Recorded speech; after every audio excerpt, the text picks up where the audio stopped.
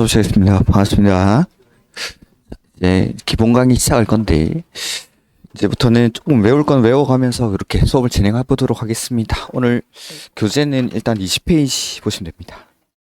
그 다음에 프린트 받으신 분들은 프린트 맨 앞 페이지 보시면 됩니다. 그 다음에 오늘부터는 1일 테스트가 나갈 건데, 뭐 기출 지문들입니다. 기출 지문들 중에서 조금 난이도가 낮은 것들, 꼭 아셔야 되는 것들을 지문으로 나눠 드릴 거니까 그거 가지고 수업 내용 뭐 복습하는 정도로 가볍게 보시면 됩니다. 3월 달부터는 기출 문제를 한 5문제 정도씩 그렇게 나눠 드리도록 할 겁니다. 그 다음에 전에도 말씀드렸지만 제가 나눠 드리는 자료들은 제 밴드에도 같이 올라갑니다. 그래서 제가 12월부터 밴드에 자료를 올리기 시작했으니까 암기 자료랑 이런 거, OX 자료들 이런 것도 조금 더 내용을 보충을 해서 거기 밴드랑 거기 올리고 있으니까 밴드에 가입하셔가지고 자료를 받아보셔도 됩니다. 그래서 밴드 같은 것들은 핸드폰으로도 볼 수 있으니까 그 지하철에서 이동하실 때 그럴 때 다운 받으셔가지고 보시면은 좋을 것 같습니다. 자, 보시면은 20페이지인데 자, 뭐 입문 강의를 들으신 분들도 있지만 아닌 분들도 있으니까 잠깐 부동산 공법에 대해서 설명을 드리죠. 우리가 배우는 과목 이름이 부동산 공법입니다. 부동산 공법. 그래서 우리나라에는 이 부동산 공법이라는 법이 있는 게 아니라 부동산 공법은 공인중개사 시험을 치르기 위해서 만든 과목 이름이고 부동산 공법 안에 법률이 6가지가 있는 겁니다. 6가지가. 그 중에 이제 처음으로 나오는 게 국토의 계획 및 이용에 관한 법률이라는 거고, 그다음에 뭐 도시개발법, 도시 및 주거환경 정비법 등등등 6개의 법률이 있습니다. 그런 것들은 이제 수업을 진행해 나가면서 제가 하나씩 말씀을 드릴 거고, 첫 번째로 나오는 게 요 국토의 계획 및 이용에 관한 법률입니다. 그 전에 부동산 공법이 어떤 뜻인지 먼저 설명을 좀 드려보죠. 부동산 공법이라는 건 여기 부동산이라는 단어랑 공법이라는 단어가 결합이 되어 있는 겁니다. 이렇게. 그래서 부동산이라는 건 여러분들이 민법에서 공부를 하실 겁니다. 민법에서 부동산이란 토지 및 그 정착물 이런 것들을 이제 부동산이라고 합니다. 민법에서. 자, 근데 우리는 이제 공인중개사 시험을 치르는 거니까 부동산, 토지 및 그 정착물인데 토지는 공인중개사의 중개 대상물에 해당하고 그 다음에 정착물, 땅에 붙어 있는 것들 중에서 공인중개사 업무랑 가장 관련이 깊은 게 건물이다라는 거. 그래서 우리가 배우는 부동산 공법에서 말하는 부동산은 토지랑 건물이라고 생각하시면 됩니다. 그러면은 부동산 공법은 크게 토지에 관한 공법이랑 건물에 관한 공법 이렇게 나눌 수가 있는 겁니다. 그 다음에 공법이라는 건데 이 공법에 반대되는 개념이 사법입니다. 여러분들이 배우시는 민법 이런 거의 가장 대표적인 사법인데 사법이라는 건 사인 간의 관계를 규율하는 법이 사법입니다. 사인과 사인 간의 관계를. 근데 공법은 국가 내지는 지자체랑 일반 국민과의 관계를 규율하는 법이 공법이다라는 거. 일단 이렇게 구분을 하는 겁니다. 간단하게는. 이거보다 더 중요한 건 이 두 사람이 어떤 지위를 갖느냐라는 거. 그래서 사인과 사인 간의 관계를 규율하는 사법은 이 사인과 사인이 평등, 대등한 관계에서 법률 행위를 하게 됩니다. 뭐 예를 들어서 매매 계약 같은 걸 체결하는 거죠. 그래서 갑이라는 사람이 을의 토지를 매입하려고 합니다. 그러면은 갑은 을에게 대금을 지급을 해야겠죠. 그러면은 을은 갑에게 등기를 이전함으로써 매매 계약이 성립을 하게 되는 겁니다. 이 과정에서 각각 을은 대등하고 평등한 관계에서 등가 가치에 있는 것들을 교환하면서 매매 계약이 성립이 되는 거죠. 이런 것들을 사법 관계라고 하는 겁니다. 근데 공법 관계라는 건 국가나 지자체가 일반 국민보다는 우월한 지위에 있습니다. 대등 평등한 관계가 아니라 예를 한번 들어보죠. 자, 갑은 을로부터 을 소유의 토지를 매입을 했다라고 해보죠. 그리고 이 갑이 자신의 소유가 된 이 토지에다가 건물을 건축하려고 합니다. 그냥 지으면 됩니까? 건물 지을 때 그냥 짓습니까? 그건 아니겠죠. 건물 지을 때 그냥 짓는 건 아니겠죠. 너무 부끄러워하지 마시고 대답 좀 해주시겠습니까? 뭐 틀렸다고 뭐라 하고 그러진 않습니다. 제가 아주 친절하게 수업을 하는 편이니까 좀 대답 좀 해주셔야 저도 이렇게 이렇게. 자, 그래서 갑이 자신의 토지에다가 건물을 지으려고 합니다. 이럴 때는 그냥 지을 수 없더라. 그냥 지을 수 있는 건 아니고 국가나 지자체로부터 허가라는 걸 받아요. 허가. 요걸 우리가 이제 건축 허가라고 부릅니다. 국가랑 내가 동일한 집이라면 국가가 내 토지에다가 내 돈으로 건물 짓는 걸 나한테 허가받고 해라고 할 수 없는 겁니다. 근데 국가가, 지자체가 나보다는 우월한 집이기 때문에 나한테 나의 재산권 행사를 규제를 하겠다라는 규제를. 그래서 공법은 한마디로 말하면 요거 규제법입니다. 규제법. 그러면은 여기 있는 말들을 쭉 풀어서 읽으면 부동산 공법이라는 과목의 뜻이 되는 겁니다. 부동산 공법은 크게 토지나 건물에 대해서 국가나 지자체가 일반 국민과 평등한 지위였습니까? 이쪽이 우월한 지위입니까? 우월한 지위에서 결론적으로 뭘 하는 거냐면 요거 규제하는 겁니다. 규제하는 거. 그러니까 내가 재산권을 행사함에 있어서 내 마음대로 할 수가 없고 제한이 있다라는 거죠. 국가가 정해놓은 범위 안에서만 내 재산권을 행사를 할 수 있는 겁니다. 이게 바로 부동산 공법의 뜻입니다. 그래서 일단 가장 중요한 거, 공법은 규제법이다라는 걸 하나 아셔야 됩니다. 공법은 규제법이다. 이렇게. 그래서 공법은 규제법이기 때문에 그 규제를 다른 말로 뭐라고 부를 거냐면 행위 제한, 이렇게 부르면 행위 제한. 그래서 우리는 부동산 공법에서 각종 규제들, 행위 제한을 공부를 하게 됩니다. 행위 제한을 또 다른 말로 표현을 한번 해보면은 법이라는 게 없을 때 내가 할 수 있는 행위는 이만큼이다라고 해보죠.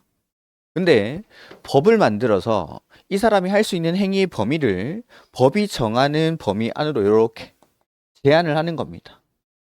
원래 내가 할 수 있는 행위는 하얀색인데 법을 만들어서 내가 할 수 있는 행위를 노란색의 범위 안으로 제한을 하겠다. 이걸 행위 제한이라고 부르는 겁니다. 다른 말로 규제. 그래서 공법은 이거 배우는 겁니다. 어떤 규제를 받는지. 내가 토지나 건물에 대해서, 내 재산권에 대해서 일정한 행위를 하려고 할 때 국가나 지자체가 어떤 규제를 하는지를 공부하는 게 바로 부동산 공법입니다. 부동산 공법. 그래서 크게는 토지에 관한 공법이랑 건물에 관한 공법으로 구분하는데 그 중에 첫 번째로 나오는 게 요거 국토의 계획 및 이용에 관한 법률입니다. 오늘 처음 오신 분들은 입문 강의가 한 9시간 정도밖에 안 됩니다. 그 중에 오리엔테이션 1시간 빼면 8시간이니까 그거 빠르게 한번 들어보시는 것도 좋을 것 같습니다. 그래서 첫 번째 국토의 계획 및 이용에 관한 법률인데 우리나라에 있는 토지를 묶어서 싹 다 이를 국토라고 하는 거죠. 그 다음에 방금 공법은 무슨 법이라고 했죠? 규제법. 국토를 규제할 겁니다. 국토를. 그러면 이제 국토를 어떻게 규제를 하냐라는 건데 먼저 계획으로 규제합니다. 계획으로. 먼저 국토를 계획으로 규제를 하고 나서 뒤에 이용을 하는 것에 관해서 다룬 법률. 요걸 국토의 계획 및 이용에 관한 법률 이렇게 부르는 겁니다. 그래서 그냥 국토의 계획 및 이용에 관한 법률 이렇게 읽으면 법률 이름만 13글자죠. 근데 이렇게 풀어듣고 나니까 이런 뜻이구나라고 하는 겁니다. 이런 식으로 우리가 뭐 민법이나 학개론, 부동산 학개론 이런 것들은 여러분들이 아마 살아오시면서 들어봤던 말들이 되게 많이 나올 겁니다. 뭐 임대차, 매매계약, 전세, 저당권 이런 것들. 그다음에 수요, 공급, 가격, 시장 이런 것들은 우리가 뭐 고등학교 과정만 거쳐도 충분히 볼 수 있는 말들인데 제가 강의하는 이 부동산 공법은 여러분들이 머리털 나고는 처음 보는 말들이 엄청 많을 겁니다. 그런 말들을 일단은 입문 과정에서 간단하게 몇 가지 설명드렸었고 그다음에 1, 2월 과정에서는 제가 용어를 좀 설명드리는데 집중해서 수업을 하도록 하겠습니다. 그리고 기본적으로 꼭 알아야 되는 암기사항들이 몇 가지 있습니다. 그런 것들을 여러분들이 하나하나 외우면서 따라오시면 됩니다. 그래서 국토의 계획 및 이용에 관한 법률은 이런 뜻이다라는 거. 국토 전체를 먼저 계획으로 규제를 하고 뒤에 이용을 하는 것에 관해서 다룬 법률을 국토의 계획 및 이용에 관한 법률 이렇게 부릅니다. 그러면은 법 제목, 법 이름만 들어도 우리는 이 법에서 어떤 내용들이 규정이 되어 있을지를 충분히 예상을 할 수 있다라는 거죠. 국토를 먼저 계획으로 규제한다라고 했습니까? 그래서 이제 먼저 계획을 수립하는 거예요. 계획을. 그리고 나면 계획으로 규제를 하고 나면 뒤에 뭘 규제해야 되죠? 이용하는 거. 먼저 계획을 규제한다 했고 뒤에 이용하는 걸 규제한다라고 했으니까 뒤에는 이용에 관한 내용이 나오는 겁니다. 그래서 국토의 계획 및 이용에 관한 법률을 이렇게 크게 계획 부분이랑 이용 부분으로 구분을 합니다. 그래서 첫 번째로 계획으로 규제를 한다라고 했는데 각종 계획들이 여기 쭉 나와 있습니다. 그래서 첫 번째로 나오는 계획이 광역 도시계획이라는 광역 도시계획. 그다음에 두 번째로 나오는 계획이 도시군 계획이라는 거고, 그다음에 이 도시군 계획을 다시 두 가지로 구분합니다. 첫 번째는 도시군 기본 계획이랑 두 번째는 도시군 관리 계획. 이렇게 구분을 하겠다라는 거. 네.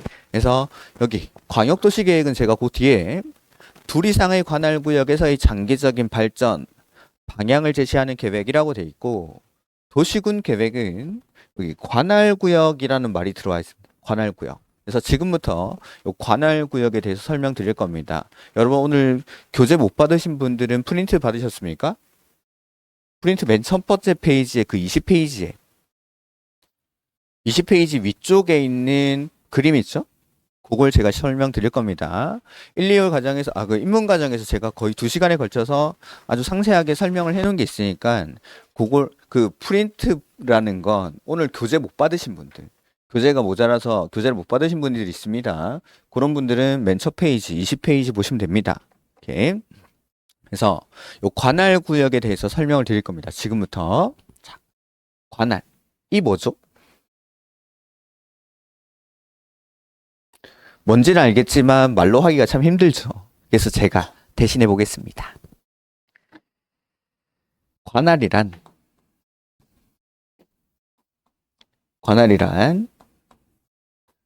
권한이라는 거. 법에서 주어진 자격을 권한이라고 합니다. 이 권한이 미치는 지역적 범위를 관할이라고 합니다. 권한이 미치는 지역적 범위. 그래서 내가 가지고 있는 법적 권한이 지역적으로는 어디까지 미칩니까? 라는 걸 권할이라고 부릅니다. 이런 건 시험에 안 나오니까 제발 필기 좀 하지 마시고, 그 필기할 거 없습니다. 필기할 거 없고, 그 책에 다 나와 있는데 굳이 필기를 하실 필요가 없고, 필기 나중에 제가 하실 거 다 말씀드릴 테니까 그냥 들으시면 됩니다. 막 쓰다 보면은 제가 무슨 말 하는지 훅훅 넘어가 버립니다. 제가 다른 사람보다 말이 조금 빠르기 때문에 그냥 듣고 있으면 됩니다. 듣고. 예? 그래서 관할은 권한에 미치는 지역적 범위를 말하는 건데, 제가 방금 도시군 계획은 관할 단위로 수립한다라고 했습니다. 이 말은 여기서 말하는 관할이라는 건 이 도시군 계획을 수립할 때 지역적으로는 어디를 하나의 관할 구역으로 해서 계획을 만들겠습니까? 라는 겁니다. 어디를? 자, 그 전에 요걸 알기 위해서, 관할구역을 알기 위해서는 우리 행정구역의 체계를 아셔야 됩니다. 방금 공법은 무슨 법이라고 했죠? 규제법. 두 번째는 행정법입니다. 행정법. 법의 큰 범위에서는 행정법이라는 건, 자, 아까 갑이라는 사람이 건물을 건축할 때에는 허가를 받아야 한다라고 했습니까? 국가가 허가를 받도록 규제를 하는 겁니다. 즉, 갑이 A라는 행위를 할 때, A라는 행위를 하려고 하는데 이걸 국가가 규제를 하겠다라는 겁니다. 국가나 지자체가. 그 규제가 방금 건물 지을 때처럼 허가를 받는 경우도 있지만 뭐 승인을 받아야 되는 경우도 있고 인가를 받아야 하는 경우도 있다. 그러니까 이 허가를 받는지 승인을 받는지 인가를 받는지 이런 거 공부하는 겁니다. 이게 규제법. 그 다음 행정법이라는 건, 갑이라는 사람이 A라는 행위를 하기 위해서 허가를 받아야 한다라고 해보지. 이럴 때 그 허가 권한을 누가 가지고 있는지, 즉 허가를 국가한테 받아야 되는지, 아니면 지자체 중에 대구시장한테 받는지, 아니면 수성구청장한테 받는지, 이런 것들 공부하는 게 행정법입니다. 행정법. 그러니까 우리나라의 행정구역의 체계를 알아야 수업을 들을 수 있다라는 거죠. 그래서 그게 거기 20페이지에 나와 있는 겁니다. 20페이지 상단에. 그걸 제가 지금부터 설명드립니다. 자, 우리나라 행정구역은 크게 중앙행정기관이랑 지방행정기관으로 나눌 수가 있습니다. 중앙행정기관이랑 지방행정기관. 그다음에 이 지방행정기관을 다른 말로 우리가 지방자치단체 이렇게 부르는 지방자치단체. 그다음에 행정부의 수장, 행정부에서 가장 높은 사람이 누구죠? 뭐 대통령. 근데 대통령은 공법 시간에 나올 시간은 없으니까 국가를 대표하는 건 장관이 나옵니다. 우리 책에는. 장관. 그래서 각부 장관들이 나오는데 그 중에 가장 많이 나오시는 분이 여기 국토교통부 장관입니다. 교통부 장관. 때에 따라서는 행정안전부 장관, 기획재정부 장관, 해양수산부 장관, 그 다음에 농림축산식품부 장관이 나오기도 하는데 대부분은 요거 국토교통부 장관이 나올 겁니다. 그래서 이거 앞으로 줄여서 읽도록 하겠습니다. 국장이라고. 오케이. 너무 많이 나오니까. 그래서 국토교통부 장관을 줄여서 앞으로는 국장이라고 하겠습니다. 요게 중앙행정기관. 그 다음에 이제 지방행정기관은 지방자치단체입니다. 지방자치단체. 그 지방자치단체를 다시 두 가지로 구분하는데 기초지자체랑 광역지자체로 구분할 수 있습니다. 그러니까 기초지자체는 자치권을 가지는 가장 작은 단위를 말하는 겁니다. 그 다음에 이런 기초지자체들이 모이면 광역지자체가 됩니다. 광역지자체. 자, 대구시부터 한번 해볼까요? 대구광역시에는 구가 있습니까? 중구, 동구, 북구 이런 것들. 그 다음에 대구광역시에는 군도 있습니까? 뭐 달성군이 있죠. 달성군. 그 다음에 부산에도 뭐 해운대구, 수영구, 동래구 등등등의 구가 있고 부산에도 군이 있습니까? 기장군, 힐튼인데 거기 기장군. 그 다음에 울산에도 군이 있습니까? 울주군. 인천에 가면 강화군, 옹진군 같은 게 있습니다. 근데 광주나 대전 같은 데는 군이 없습니다. 걔네는 원래 광산군, 뭐 유성군이 있었는데 광역시로 통합이 되면서 그게 구로 바뀌었습니다. 이렇게. 아무튼 광역시 중에는 구도 있지만 군을 가지는 광역시도 있다. 이렇게. 그래서 이런 수성구, 중구, 동구 등이 모여가지고 대구 광역시가 되는 겁니다. 그 다음에 서울특별시 가보셨습니까? 거기는 군이 없습니다. 서울특별시에는 군이 없고 구들만 있습니다. 구들만.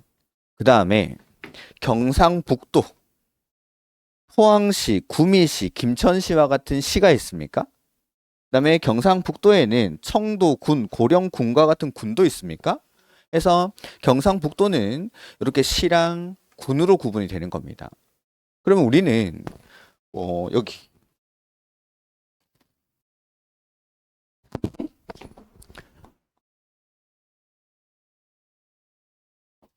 대구광역시, 중구, 성내동 이렇게 있으면은 이거는 공부 안 하는 겁니다. 그러니까 성내동 이런 무슨 동으로 끝나는 것들은 자치권을 가지는 게 아닙니다. 자치권을. 그러니까 자치단체라는 건 자치 입법권, 조례를 만들 수 있는 권한입니다. 자치행정권, 각종 인허가 권한을 가지고 있어야 됩니다. 그 다음에 자치조직권이라고 해서 행정구역을 통폐합하고 그 다음에 인사권한을 가지고 있어야 됩니다. 그 다음에 자치재정권, 세금을 징수하고 세금을 집행할 수 있는 권한이 있어야 되는데 여기는 그런 권한이 없습니다. 여기는. 우리는 행정법을 공부하니까 자치단체들까지 여기까지 공부해요. 여기까지. 이 동 이런 것들은 우리 책에는 안 나오는 겁니다. 이게. 그 다음에 서울시로 가보면은 서울시에도 뭐 강남구 무슨 동이 있겠죠. 이거 공부 안 합니다. 강남구까지 공부하는 겁니다. 그 다음에 경기도 수원시에 가면은 팔달구라는 구가 있습니다. 팔달구. 자, 근데 특별시나 광역시에도 구가 있습니까? 특별시나 광역시에 구가 있습니까? 여기? 대답 좀 해주려고. 있습니까? 없습니까? 있죠, 있죠. 근데 여기 수원시에도 구가 있습니다. 근데 요 구랑 요 구는 다른 겁니다. 요 구. 그래서 도 밑에 있는 시에는 일부 구를 가지는 시가 있다라는 거. 인구가 많은데 뭐 창원시 진해구 이런데 아니면은 수원시 팔달구 뭐 보통 그 수도권에 있는 시들인데 고양시 일산구 여러분이 이제 뭐 분당 이런 거 많이 들어보셨을 건데 그 분당은 성남에 있는 구의 이름이 성남시 분당구입니다. 근데 이 수원시 팔달구, 영통구 이런 구들은 특별시나 광역시에 있는 구랑은 다른 구입니다. 이 구는 성내동이랑 같은 급입니다. 팔달구는. 즉 도의 관할 구역에 있는 시들 중에서 일부 시들은 구를 가지고 있는데 행정구역만 구로 불릴 뿐이지 하는 일은 성내동장이랑 똑같은 일을 하는 겁니다. 그래서 우리는 요까지 공부한다고 했으니까 책에 나오는 구라고 하는 건 특별시나 광역시에 있는 구를 말하는 겁니다. 도의 관할 구역에 있는 시 밑에 있는 이런 구들은 우리는 배우지 않습니다. 그래서 특별시나 광역시에 있는 구들을 자치권이 있는 구다라고 해서 이걸 자치구라고 자치구. 근데 여기는 자치권이 없기 때문에 비자치구라고도 하는데 이건 공부 안 하는 거니까 아실 필요는 없습니다. 오케이. 그다음에 도에는 군도 있습니까? 뭐 가평군과 같은 이런 군도 있다는 가평군. 오케이. 그래서 이런 것들로 구분할 수 있습니다. 그러면은 자 서울시 강남구에서 A라는 행위를 할 때에는 허가를 받아야 한다라고 가정을 해보죠. 그 허가 권한을 서울시장이 가지고 있는 겁니다. 서울시장이. 자, 서울시 강남구에서 A라는 행위를 할 때 서울시장이 허가를 합니다. 그럼 똑같은 일을 대구시 중구에서 하려고 합니다. 대구시장이 허가할까요? 중구청장이 허가할까요? 대구시장이 해야겠어? 그다음에 똑같은 일을 경기도로 가지고 가는 겁니다. 그럼 경기도지사가 허가할까요? 수원시장이 허가할까요?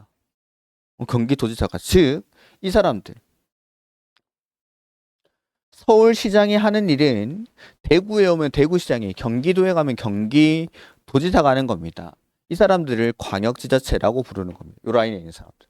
즉, 자, 설명의 편의를 위해서 이제 변호를 좀 붙여볼 건데, 장관을 1번이라고 하죠. 그 다음에 광역지자체를 2번이라고 하고, 기초지자체를 3번이라고 하겠습니다. 2번이 하는 일은 다른 지자체에 가도 2번이 해야 됩니다. 그래서 책을 보아도 2번들은 2번들끼리 같이 다니는 게 원칙입니다. 2번들은 마찬가지로 3번이 하는 일은 다른 지자체들과 3번이 해야 되니까 3번들끼리 같이 다닙니다. 그래서 얘네들을 좀 묶어서 읽습니다. 묶어서 보면은 2번에 특별시 있죠. 광역시 있죠. 그 다음에 뭐 경상북도와 같은 도가 있죠. 시, 도 이거 묶어가지고 시, 도 내지는 시도지사 이렇게 있습니다. 그러니까 책을 볼 때 2번은 다른 데 가도 2번이 해야 되는 일이 2번이 한다라고 했으니까 이 사람들이 같이 나오는 겁니다. A라는 행위를 하려는 자는 2번에게 허가를 받아야 한다.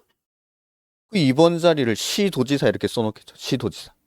서울에서는 서울시장이, 경기도에서는 경기도지사가 한다. 그런 뜻인 겁니다. 마찬가지로 A라는 행위를 하려는 자는 3번한테 허가를 받아야 한다. 이런 식으로 나오는 겁니다. 그럼 얘네들을 쭉 묶어서 써놓겠죠. 자, 여기 보면은 특별시에는 구가 있습니까? 광역시에는 구가 있고 군도 있습니까? 도에는 시가 있고 군이 있죠. 이걸 묶어서 시, 군, 구 이렇게 시군 구. 그래서 3번을 시, 군, 구라고 합니다. 1번은 국장, 장관. 해서 기본적으로는 얘네들이 같이 다니는 겁니다. 1번은 끼리도 아니지. 장관은 장관 다니고 2번은 2번끼리, 3번은 3번끼리 뭉쳐 다니는 게 원칙입니다. 원칙. 뭐 책에도 요 비슷하게 아마 그림이 돼 있을 겁니다.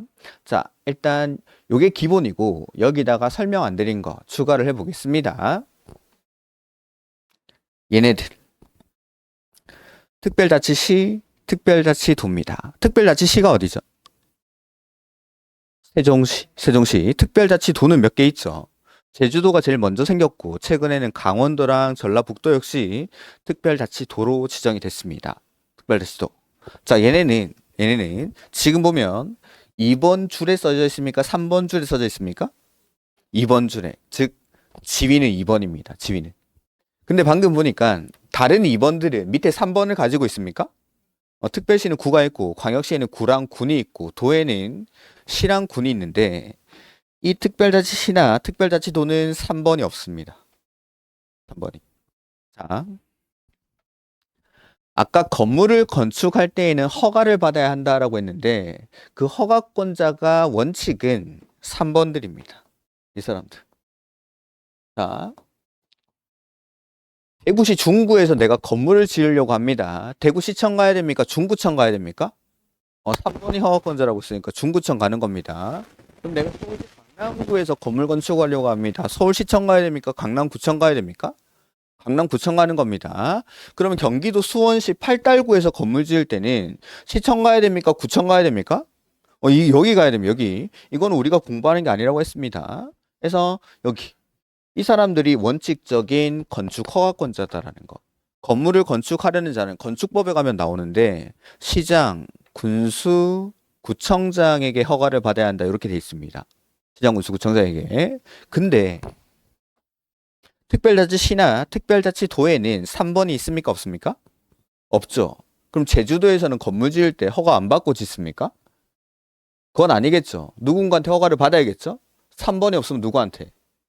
여기는 자치권을 가지는 사람이 이 사람밖에 없으니까.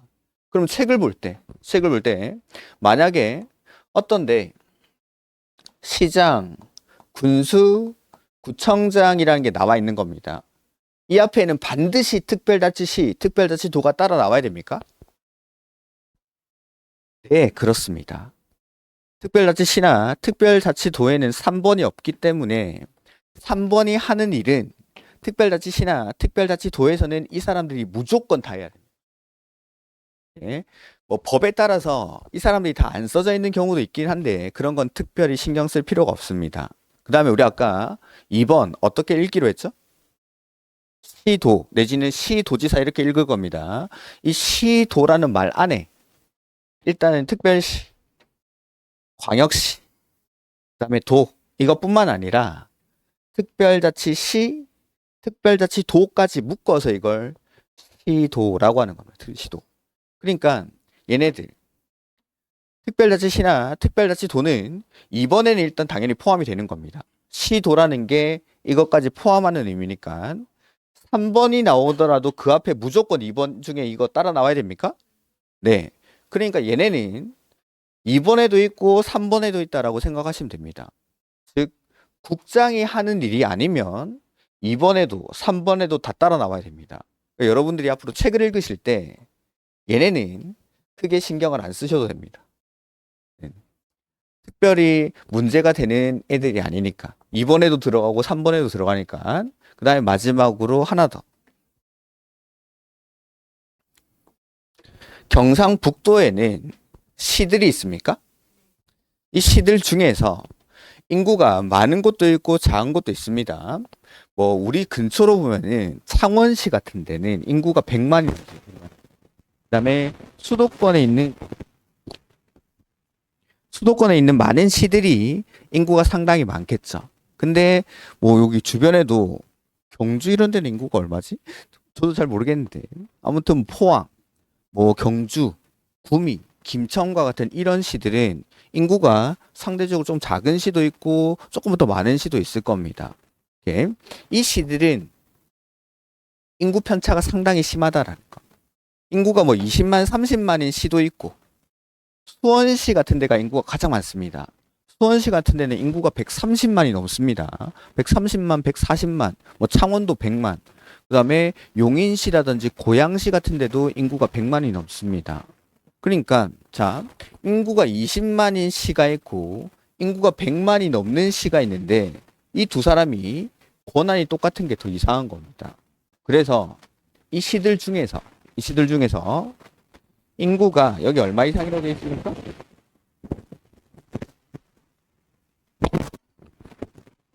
50만 이상인 시를 대도시라고 대도시 그러니까 우리가 일반적으로 대도시라고 하는 거랑은 좀 의미가 다르죠. 공법에서는. 일반적으로 뭐 부산, 대구 이런 데를 대도시라고 한다면 공법에서 대도시라는 게 나오면 여기입니다. 도 밑에 있는 시입니다. 도의 관할 구역에 있는 시들 중에서 인구가 얼마? 50만 이상인 시를 따로 뭐라고 부르죠? 대도시라고. 대도시. 대도시. 그래서 책에서 대도시가 나오면은 요거는 소속이 2번입니까? 3번입니까? 대도시가 나오면 소속이 2번입니까? 3번입니까? 여기서 3번. 여기서 내려왔지 않습니까? 도의 관할 구역에 있는 시입니다. 소속은 3번인데 인구가 조금 많은 겁니다.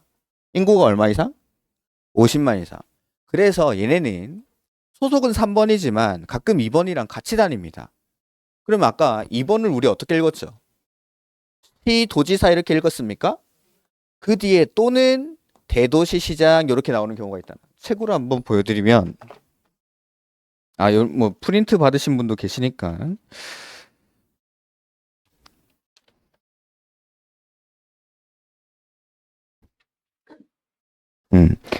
프린트를 받으신 분들은 31페이지 보시면 됩니다. 그 교재로 31페이지.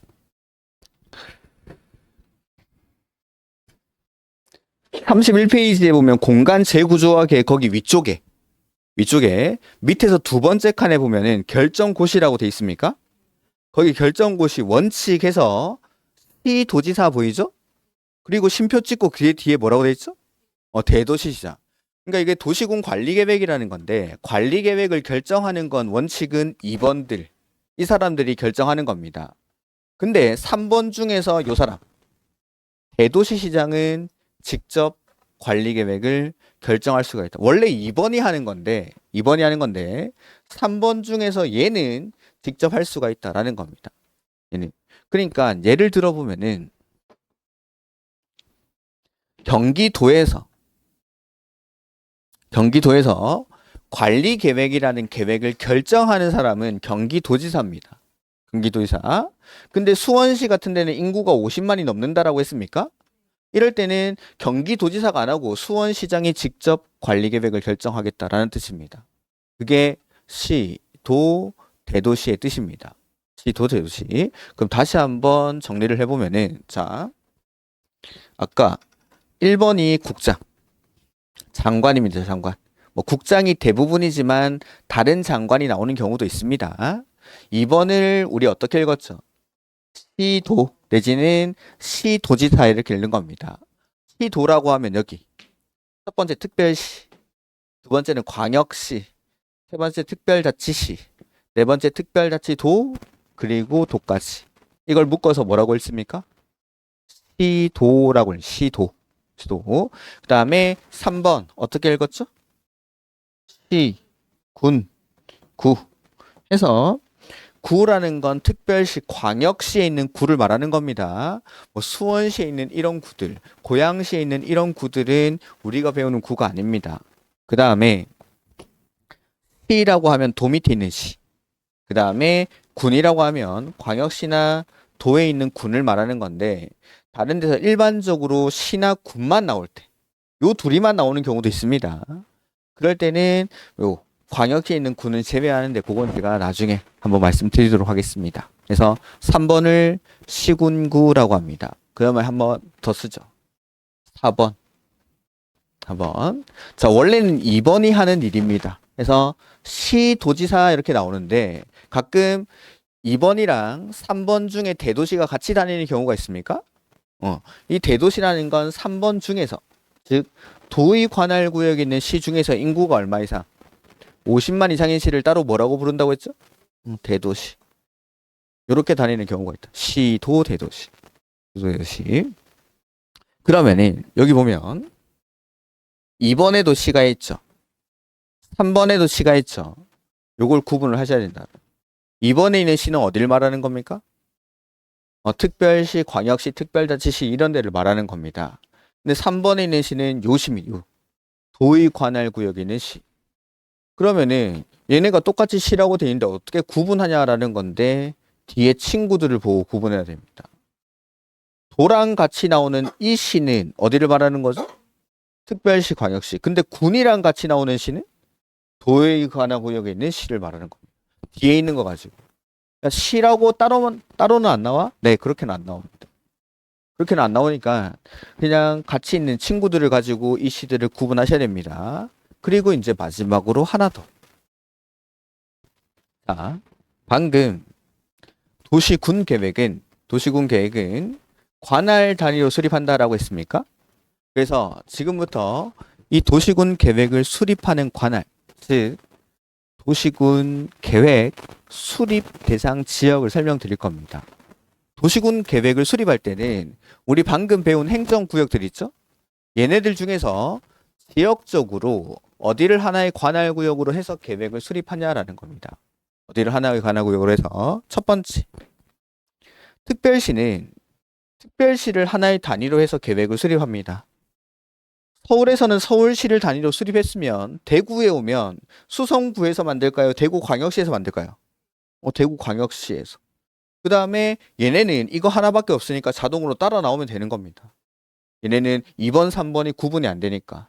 그 다음에 특별시장, 광역시장이 하는 일은 경상북도에 오면 경상북도지사가 해야 됩니까? 포항시장이 해야 됩니까? 도지사가 하는 게 맞는데, 자, 관할은 지역적 범위라고 했습니까? 자. 신기하죠?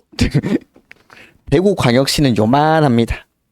근데 경상북도는 면적이 이만하죠? 다른 데도 마찬가지. 부산광역시는 크기가 요만합니다. 울산광역시도 이만한데 경상남도는 면적이 이만한 겁니다. 즉 특별시나 광역시에 비해서 인구는 비슷할지 몰라도 보시다시피 면적이 몇 배는 넓죠. 그러니까 도를 하나의 관할구역으로 해서 계획을 수립하기에는 면적이 너무 넓어요. 면적이. 수도권도 마찬가지입니다. 수도권도 보면은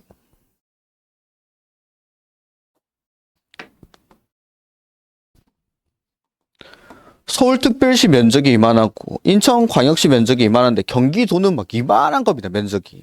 그러니까 특별시나 광역시에 비해서 도는 면적이 너무 넓기 때문에 도를 쪼개는 겁니다. 면적이 너무 넓어서. 도 밑에는 뭐가 있죠? 시, 그리고 군이 있죠.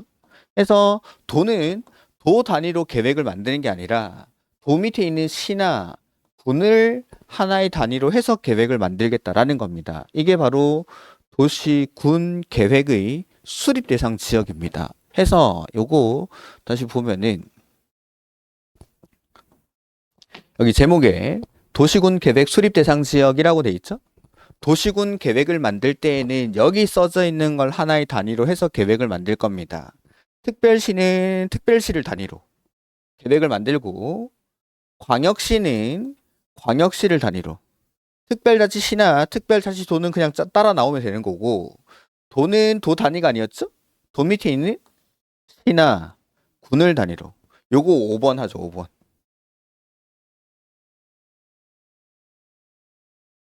그럼 이제 행정구역을 5개 배운 겁니다. 1번 장관이었죠? 국장. 그 다음에 2번 어떻게 읽었습니까? 시도. 그 다음에 3번은 시, 군, 구. 얘네들 중에 좀 특이했던 게 특별자치시, 특별자치도. 얘네는 밑에 3번이 없죠. 3번이. 그래서 시, 군, 구라는 게 나오면 그 앞에는 얘네들 따라 나와야 됩니다. 그리고 시도라고 해도 그 안에 요네들이 포함되어 있는 거고. 그 다음에 3번 도 밑에 있는 시 중에서 인구가 얼마 이상이죠? 50만 이상인 시를 뭐라고 합니까? 대도시. 얘네는 소속이 3번인데 2번이랑 같이 다니기도 합니까? 그래서 동그라미 4번 해서 얘네들을 시, 도, 대도시 이렇게 부를 겁니다. 그리고 이제 5번 도시군 계획을 수립할 때는 지역적으로 여기를 하나의 관할구역으로 해서 계획을 만들겠다라는 겁니다. 특별시는 특별시를 단위로, 광역시는 광역시를 단위로, 특별자치시나 도는 그대로. 그 다음에 도는 도 단위가 아니라 어디? 시나 군. 이걸 이제 줄여가지고 앞으로 이렇게 읽겠다라는 겁니다. 너무 기니까 특광시군이라고. 특별자치 시도는 제가 크게 신경 쓰지 마시라고 했으니까 책을 읽을 때도 저도 잘 신경을 안 쓰고 그냥 줄여서 생략할 겁니다. 그래서 특별시장, 광역시장, 특별자치시장, 특별자치도지사, 시장, 군수 책에 무지하게 나올 건데 이게 나올 때마다 제가 다 읽으면 입이 아프니까 줄여서 특광시군이라고 할 겁니다. 특광시군. 이거 5번. 이거 모르면 수업 못 듣습니다. 그래서 아까도 말씀드렸지만 제 밴드에 자료가 올라가 있는데 암기 자료들이 올라가 있습니다. 그 중에 첫 번째를 제가 요걸 올려놨습니다. 그랬으니까 그거 계속 숙달 때까지 보시면서 시도가 누군지, 시군구가 누군지, 특광시군이 누군지 요거부터는 아셔야 됩니다. 그러니까 시도가 나오는 순간 자동적으로 얘네들이 생각이 나야 됩니다. 책에서 시도지사 나오면은 이게 누구였더라 하고 있으면은 그만큼 책이 늦게 읽히는 거죠. 시군구를 보는 순간 아 3번이구나. 시도를 보는 순간 2번이구나. 그 다음에 시도 대도시라고 하면 2번인데 3번 중에 대도시는 지가 직접 하는구나. 그 다음에 특광시군이 책에 정말 많이 나오는데 얘네들을 말하는 겁니다. 자, 그러면 하나 더. 우리가 특광시군 할 때 있는 여기 군. 이 군은 광역시에 있는 군을 포함해야 됩니까? 제외해야 됩니까? 제외해야죠. 저 여기 도 밑에 있는 시나 군만 말했으니까. 그래서 보통 시군, 구 안 나오고 시군이라고만 나오면은 요거는 도 밑에 있는 시군을 말합니다. 일반적으로 보통은 구청장이랑 같이 나오면 시군구라고 써져 있으면은 요거는 뭐 특별시 광역시에 있는 군도 포함하는데 그냥 요거 안 나오고 시랑 군만 나왔다. 그럴 때는 얘네들만 말합니다. 요것도 기출문제로 나온 적이 있습니다. 특광시군이라고 할 때 이 군에는 광역시에 있는 군을 포함한다 이런 식으로. 그러니까 대구광역시에서는 도시군 계획을 대구시 도시계획을 만드는 거지 대구시에서 만들고 그 뭐였지? 달성군에서 또 만들고 그러진 않습니다. 대구시에서만 만들지 달성군에서는 따로 만들지 않는다. 그런 뜻입니다. 특광시군 할 때 이 군은 광역시에 있는 군은 제외한다라는 거. 이게 행정구역의 체계입니다. 기본적으로 이걸 알아야 우리 수업을 들을 수가 있는 겁니다. 그래서 다시 이제 목차로 한번 가보면은 자 국토의 계획 및 이용에 관한 법률 요것도 너무 기니까 앞으로 줄여 읽을 겁니다. 앞으로는 제일 중요한 게 계획 수립하는 겁니다. 계획. 그래서 국토의 계획 수립하는 계획 법이다라고 해서 국계법 이렇게 줄여 읽겠습니다. 국계법. 그래서 국계법은 먼저 국토 전체에 대해서 계획을 수립하는데 여기 첫 번째 계획 이름이 뭐라고 되어 있습니까? 광역도시계획.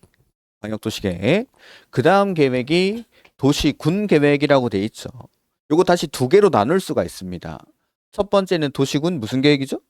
기본계획. 두 번째는 도시군?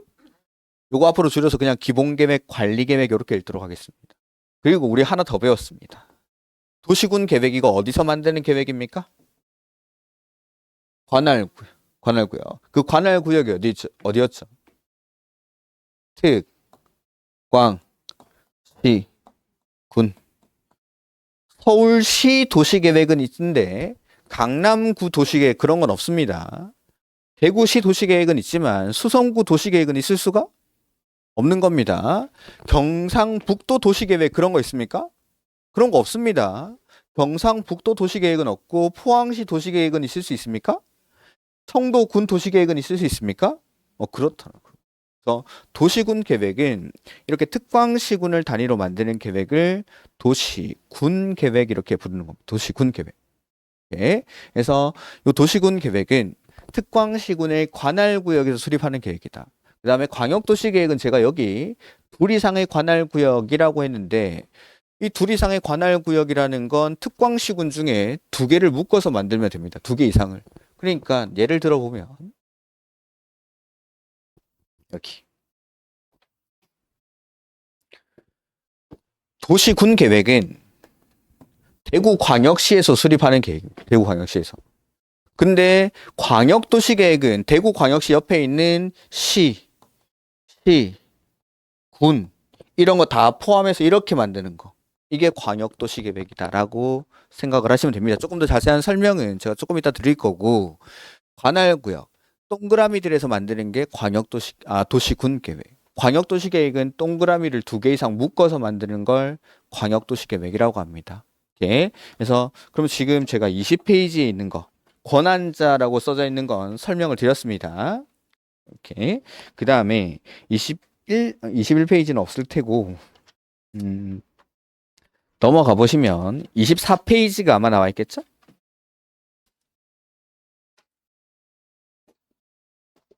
입문 강의 때는 말씀을 드렸는데 지금 여러분이 가지고 계신 책은 우리가 흔히 이제 요약서라고 부르는 요약된 교재입니다. 요약된 교재. 그러다 보니까는 처음 공부하시는 분들이 보기에는 조금 힘들 수도 있습니다.